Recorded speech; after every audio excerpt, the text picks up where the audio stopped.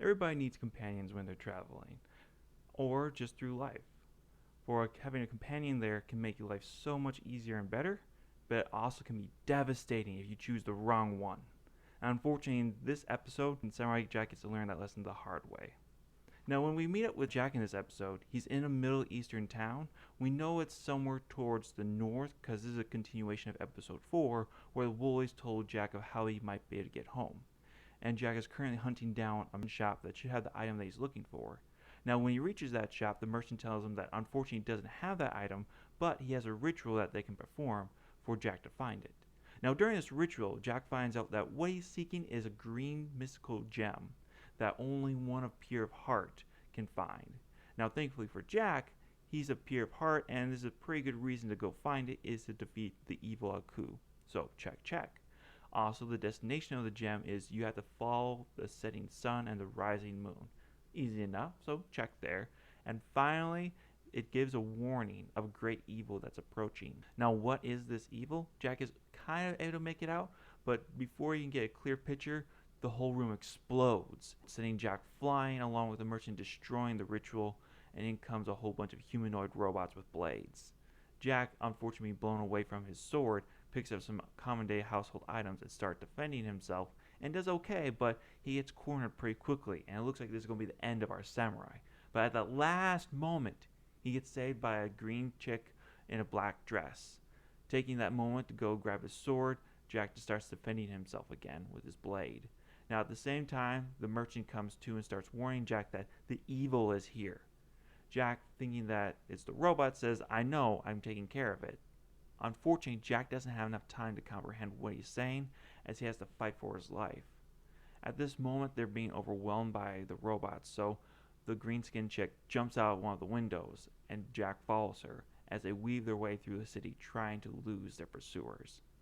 At the same time, they come to some of these weird-looking creatures that kind of look like camels that they jump onto right out of the city to get away from the pursuers.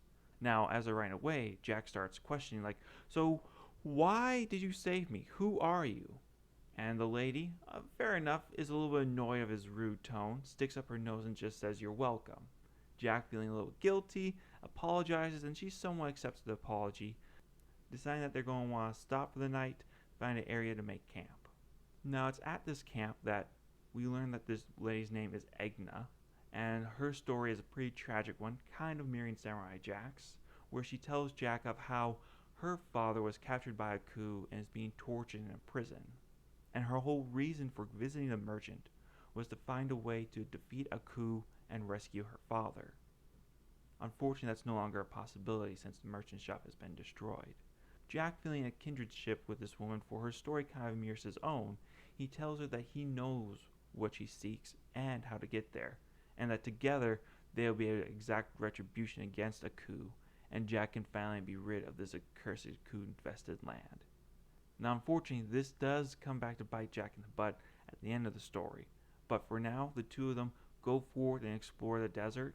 They run into sandstorms, monsters, even some sand people who take them capture for a little bit but then invite them over for a feast. From there, they continue on their journey, continually struggling through the desert, until eventually they reach an oasis, where above this oasis is a green gem, where Jack and Egna come to stand before the shores to be judged by the gem, only to be found unworthy. The gem immediately turns into a giant djinn and starts blasting laser beams at them.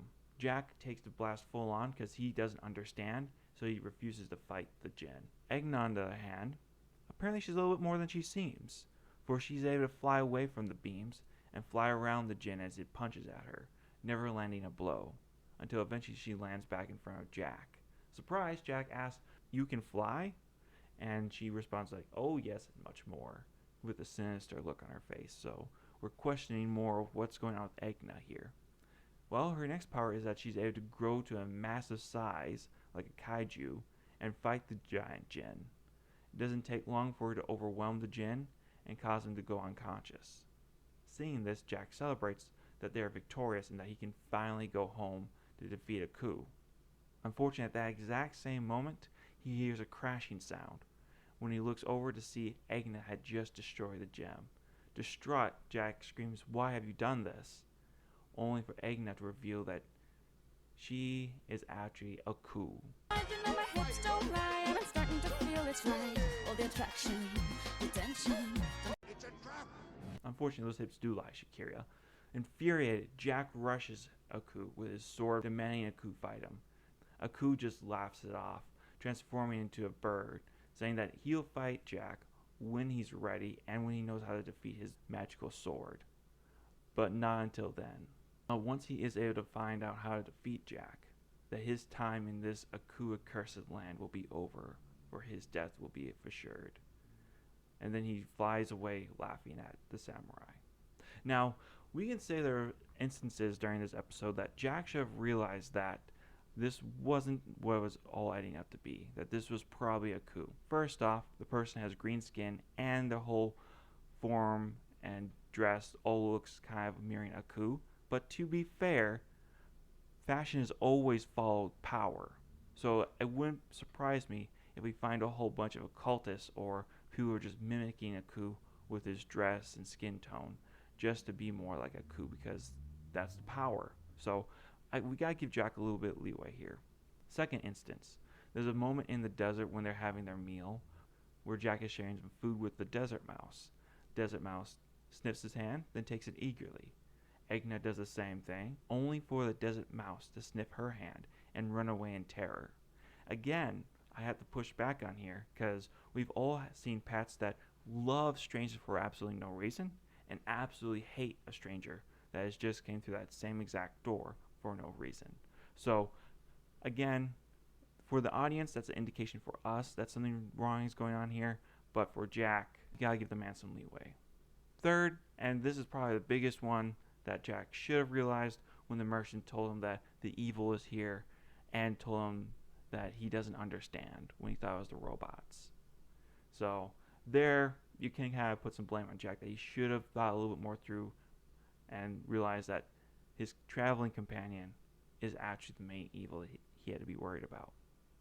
Now, a thing that's interesting is when the gem scanned both Jack and Egna, it immediately turned into Jim and attacked both of them.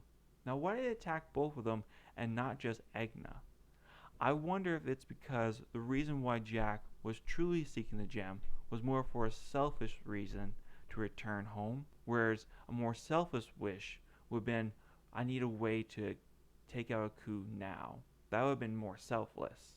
So maybe his purposes for traveling home, at least in the gem's eyes, wasn't necessarily so pure and noble. So that's why I attacked both of them. Just a thought there. Overall, I give the episode probably an 8. I like that it continued on the story from episode 4 with the Woolies, that we kind of get a two-part conclusion there. We got to see Jack and Aku meet up. Unfortunately, it's at the expense of Jack's naivety and being completely outclassed by Aku. I hate to say it, but that's kind of the case.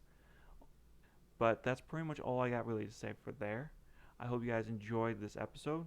Let me know what you guys thought. Am I right about some areas or am I wrong? I would love to hear your comments below. Leave a like on the video and I'll catch you on the next one. You take care now. Bye.